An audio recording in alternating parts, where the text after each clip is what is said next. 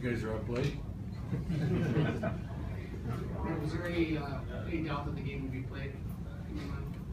Yeah, there was in my mind. I mean, when we were at the hotel and we got a call that it was pushed back from 7 till I think 7:40, and then another couple hours later, then now it's pushed back to 8:40. And there would have been I don't know what the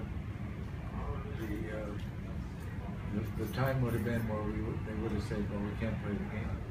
But it sounded like, I thought the ice would get better once the sun went down.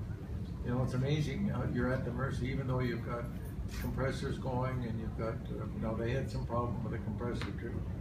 So they had a lot of issues, but the weather still was the deciding factor, and we got a break with the weather, so I'm glad we played the game. I mean, look at all the alternatives. Cancel the game, try and play it tomorrow here, or play it at another date at Yost.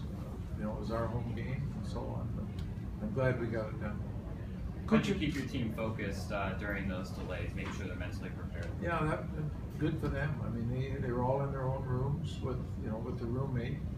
But I think our team's got a pretty good attitude right now. Like I trust them more than some teams I've had. That if you have a delay, that you might lose your focus. But this group has been good. Right, what do you like about Zach's game right now? Just Zach's game, I thought he played. He was square to the puck. Outside of the one rebound where they scored, it was a loose puck. You know, he covered up everything around the net. It was hard. The puck was bouncing. He helps our D with moving the puck behind the net, and you know, he made most of his saves look easy. And when you're doing that, you're playing well. Coach Anastas talked about your team better with short passes. His team was trying too many long ones. Was that something you worked on this week because you're going to be playing outside? Well, and we knew we can't make home run passes on this ice, and it's chancy. So we're trying to play a shorter game. Yeah.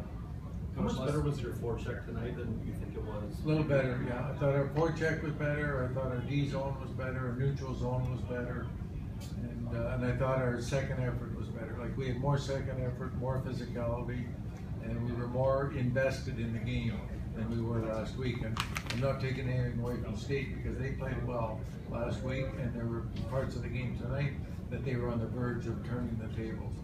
But I thought we were more invested emotionally and physically in the game tonight.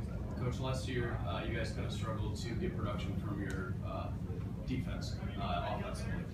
How refreshing is that to see 2 goals come from defensemen tonight? Well, it's good. You've heard me, talk about our forwards get a lot of pressure on them down low, but when you get the puck back to the D, they've got to get it through. And I didn't expect Cutler Martin would have 3 or 4 goals when we recruited him. And even last year, I don't know if he had a goal all year last year. But nevertheless, I mean, he's got a quick shot, he gets it through, and we get lucky on those, and we get traffic in front. And Downing pounded one in from the point, and good for him. We just need, and every team needs some support from the D. And we're getting more this year than we did, way more than what was last year. How many goals we had on D? 4. And now we have, what, 14? Yeah, 14 now. 14 now. Red, can you talk about getting a chance to play a game in Chicago, showcasing your brand in this city? Yeah, I like the idea. I mean, I've made special trips over here just for fundraising at Michigan alumni events. So it makes sense that we come over here. I was a little hoping that we'd have a bigger crowd and hoping things would have been perfect, but that didn't happen. But just the same, it was good for Michigan to come and play here.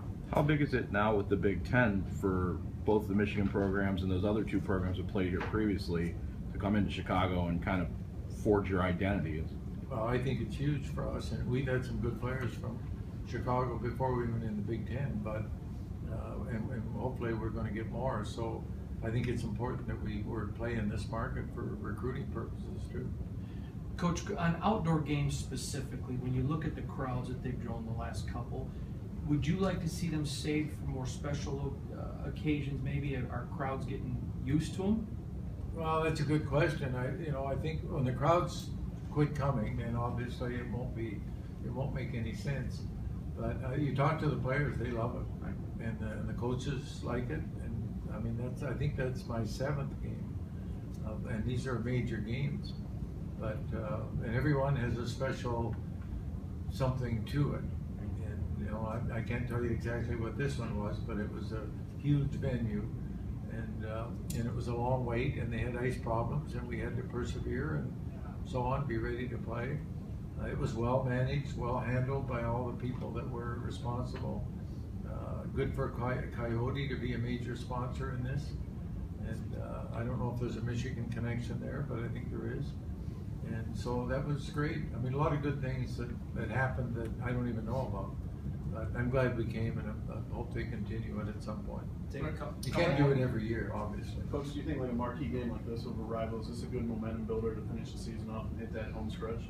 Yeah, yeah. I mean, I'll tell you, these Big Ten games are all marquee games now, and this was a marquee game because of the venue, and the rest of them. We played a lot of these games where they were non-conference, and they didn't seem to have the importance to them that this game had. The outcome of the game, I mean, and obviously this was huge.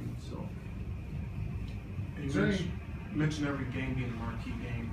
Next week you guys go to Minnesota. Yeah.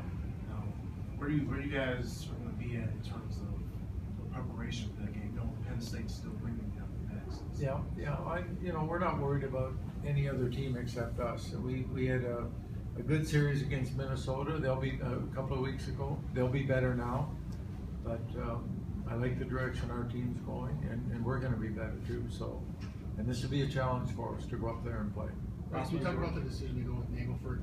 Was it a big debate going into the game? Well, it's been a big debate just about every week. And Racine played the GLI, as you remember, and then he played the 2 Minnesota games. He pulled himself the 1 game, and then he went to Ohio State and gave up 6, even though we won 10-6, and we pulled him late in the game.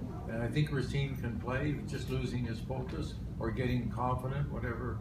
But we were winning, and then he started off in Wisconsin. We had to pull him, and Zach went in for that. And then Zach played the next night, got a shutout.